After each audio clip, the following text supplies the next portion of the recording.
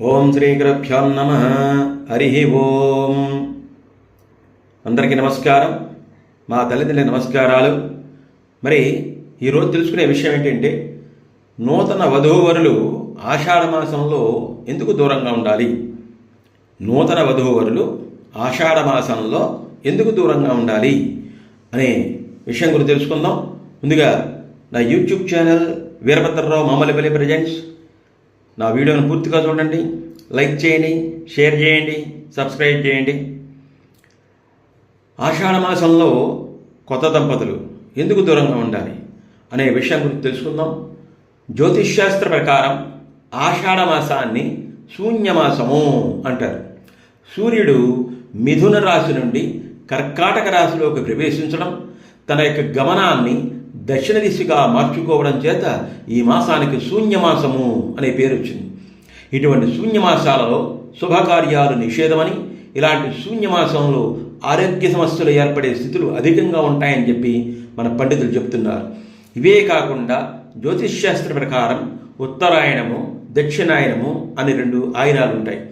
ఆయనములు ప్రారంభమైనప్పుడు ఏర్పడే శూన్యమాసాలు కొత్తగా చేసేటువంటి కార్యాలకి అశుభ ఫలితాలు ఇస్తూ ఉంటాయి. ఈ మాసములో వివాహములు, గృహారంభము, గృహప్రవేశము వంటి శుభకార్యాలకు, అలాగే నూతనంగా వివాహం జరిగిన దంపతులకు, అత్త అల్లుళ్లకు శుభ సమయం కాదు అని శాస్త్రాలు చెప్తున్నాయి. అందుకే ఆషాఢంలో కొత్త దంపతులు కలిసి ఉండకూడదని అంటారు. దీని వెనుక కూడా ఒక అర్థం ఉంది. పూర్వకాలంలో వ్యవసాయమే జీవన ఆధారం. సంపాదన మాట అటు నుంచి తినడానికైనా కొన్ని గింజలు ఉండాలని కొత్త వలపు మోదులో పడి జీవనాధారమైన వ్యవసాయాన్ని ఎక్కడ నిర్లక్ష్యం చేస్తారో అని ఈ నిబంధన పెట్టారు. అంతేకాదు, ఈ మాసంలోని వాతావరణంలో చాలా మార్పులు చోటు చేసుకుంటాయి. వేసవి నుంచి ఉపశమనం వచ్చి చల్లని వాతావరణం వల్ల బ్యాక్టీరియా, వైరస్సులు అంటూ వ్యాధులు బాగా ఎక్కువ అవుతూ ఉంటాయి. ఇలాంటి సమయంలో కొత్త పెళ్లి కూతురు గర్భం దాల్చితే పుట్టబోయే బిడ్డ మీద వాటి ప్రభావం ఉంటుంది అనేది నమ్మకం. పిండానికి తొలి 3 నెలలు చాలా ముఖ్యం.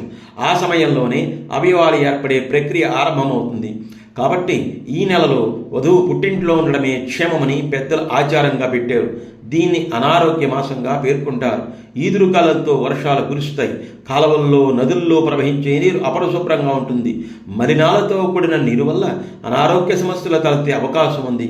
ఇవన్నీ గర్భిణి ఆరోగ్యంపై ప్రభావం చూపడంతో కడుపులో పిండం కూడా అనారోగ్యం బారిన పడుతుందని విశ్వాసం. అలాగే ఆషాఢం తర్వాత వచ్చే శ్రావణంలో వ్రతాలు, నోములు జరుగుతాయి. ఈ నెలలో దాదాపు అన్ని మంచి రోజులు ఉంటాయి. ఆ శుభగడియల్లో గర్భధారణ జరిగితే మంచిదని పెద్దల నమ్మకం. జన్మించిన సమయం కన్నా గర్భధారణ సమయం ముఖ్యమని పూర్వకాలంలో భావించేవారు. ఆషాఢంలో గర్భం దాల్చితే 9 నెలలకి, అంటే చైత్రం పూర్తవుతుంది.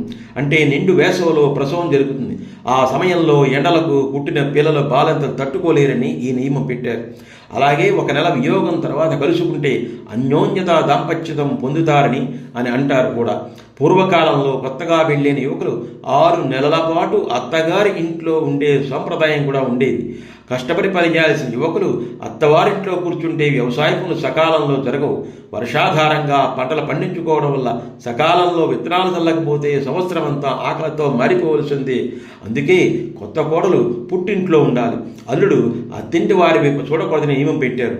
ఈ విధంగా ఆషాఢ మాసంలో కొత్త దంపతులు ఎందుకు దూరంగా ఉండాలో విషయం తెలుసుకున్నాం. అంచేత ఇవన్నీ కూడా ఆరోగ్యరీత్యాను మంచి శుభఫలితాలు ఇవ్వాలని చెప్పిన విషయాలు.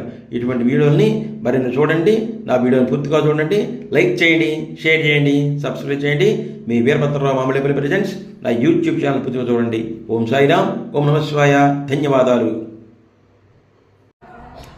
Like and subscribe. Thanks for watching. Continuously see my all videos. మీ వీరభద్రరావు మామలపల్లి ప్రజెంట్స్. ధన్యవాదాలు.